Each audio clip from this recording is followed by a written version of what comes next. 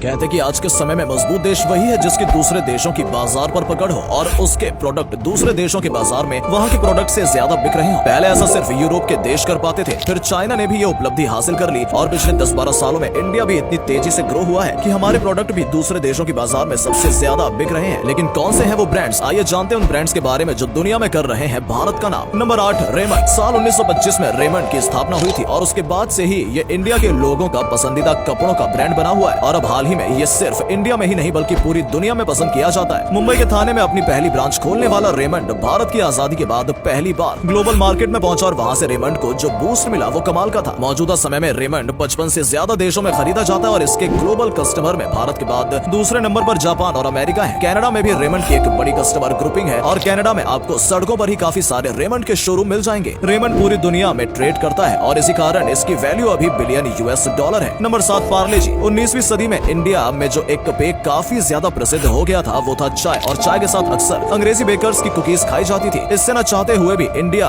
का पैसा ब्रिटेन जा रहा था, जिसका सोल्यूशन निकाला मोहनलाल दयाल नाम के व्यक्ति ने, जिसने इंडिया में ही ब्रिटिश कुकीज जैसे बिस्किट बनाने शुरू कर दिए जो कि भारतीय लोग चाय के साथ खा सकते थे। ये बिस्किट काफी सस्ते होते थे और खास तौर पर इंडियंस के लिए बनाए जाते थे। धीरे धीरे ये इतने फेमस हो गए कि बिस्किट का मतलब ही पार्ले जी बन गया। आज के समय में पार्ले जी सिर्फ इंडिया में ही नहीं बल्कि पूरी दुनिया में काफी ज्यादा पसंद किया जाता है। आप अफ्रीकी देशों और ऑस्ट्रेलियाई देशों में पार्ले जी के पोस्टर्स देख सकते हैं और इन पोस्टर्स में आपको शक्तिमान भी नजर आ जाएगा जो कि पार्ले जी का ब्रांड एम्बेसडर हुआ करता था। पार्ले जी की सेल्स का एक बड़ा हिस्सा ग्लोबल मार्केट से आता है और ये प्रतिशत धीरे धीरे बढ़ ही रहा है। Number 6, MDH। मसालों के लिए भारत पूरी दुनिया में फेमस रहा है और मसालों के लिए ही अंग्रेज भारत पर कब्जा करने चले आए थे, लेकिन अब भारत के ये मसाले दुनिया भर की रसोइयों में कब्जा कर रहे हैं और इन्हें वहाँ पहुँचाने का जिम्मा लिया है MDH ने। MDH यानी कि महाशय दी हट्टी नाम का ये मसाला ब्रांड भारत में तो काफी प्रसिद्ध है ही, लेकिन इसकी सेल भारत के बाहर भी काफी ज्यादा होती है। आज के समय MDH की वैल्यू बिलियन $। की है और इसे यूरोप और अमेरिका के अलग अलग देशों में सबसे ज्यादा सेल्स मिलती है। कनाडा में तो ये इतना प्रसिद्ध है जैसे ये वहीं का प्रोडक्ट हो। MDH के 150 से ज्यादा प्रोडक्ट हैं जो कि इन देशों में खरीदे जाते हैं, जिसमें सबसे ज्यादा प्रसिद्ध है MDH का मीट मसाला और साबुत गर्म मसाला। नंबर 5, हल्दीराम। हल्दीराम ने वो कर दिखाया जो कि कोई सोच भी नहीं सकता था। एक टाइम था जब भारत में केवल बाहरी स्नैक्स का ही जलवा था और हम लोग भारतीय स्नैक्स जैसे नमकीन और पापड़ को पीछे छोड़ते जा रहे थे। ऐसे में हल्दीराम कंपनी ने अपने ऐसे प्रोडक्ट्स बनाए जिसकी क्वालिटी हाई लेवल की थी और जो कि स्वाद में भी बेहतरीन थे और वो इतने सस्ते थे कि गरीब से गरीब इंसान उनका पैकेट खरीद सके। इसी लाइन पर हल्दीराम की ग्रोथ शुरू हुई और हल्दीराम जल्दी इंडिया की सबसे बड़ी स्नैक कंपनी बन गई। लेकिन हल्दीराम की ग्रोथ यही नहीं रुकी, उन्होंने अपने आप को ग्लोबल बनाया ताकि सप्लाई और प्रोडक्शन में दिक्कत ना हो, इसलिए उन्होंने फ्रेंच ब्रेकर्स ब्रियोची डोरी से भी हाथ मिला लिया। आपकी जानकारी के लिए बता दें कि ये दुनिया की दूसरी सबसे बड़ी बेकरी की चेन है। आज के समय में हल्दीराम एक ग्लोबल ब्रांड है और इसे सबसे ज्यादा अमेरिका में खरीदा जाता है। वहाँ हल्दीराम के रेस्टोरेंट भी खुल गए हैं और हल्दीराम की नमकीन को विदेशी लोग काफी पसंद कर रहे हैं। इन्हीं सब के कारण हल्दीराम मौजूदा समय में बिलियन $। की कंपनी है। Number 4, Airtel. एयरटेल का पूरा नाम भारतीय एयरटेल लिमिटेड है। आपको याद होगा जियो के आने से पहले एयरटेल भारतीय लोगों की पहली पसंद हुआ करता था। जियो के आने के बाद मार्केट डाउन हुआ और जियो नंबर 1 पर आ गया, लेकिन एयरटेल अभी भी नंबर 2 पर है। इंडिया में एयरटेल नंबर 2 पर है, लेकिन पूरी दुनिया में ये नंबर 4 पर है। पूरी दुनिया में एयरटेल के 50 करोड़ से ज्यादा उपभोक्ता मौजूद है और ये सिर्फ इंडिया में ही नहीं बल्कि 18 और देशों में यूज किया जाता है। भारत में नंबर 1 पर मौजूद जियो 100 से अधिक देशों में मौजूद है, लेकिन वो अभी भी एयरटेल जितने बड़े कस्टमर बेस को नहीं उठा पाया है। एयरटेल की टोटल कमाई की बात करें तो इसकी वैल्यू 52 बिलियन $, यानी कि तकरीबन 4,16,413 करोड़ रुपए की है। इसके रेवेन्यू का एक बड़ा हिस्सा ग्लोबल मार्केट से आता है। नंबर 3, अमूल। 1946 में बना अमूल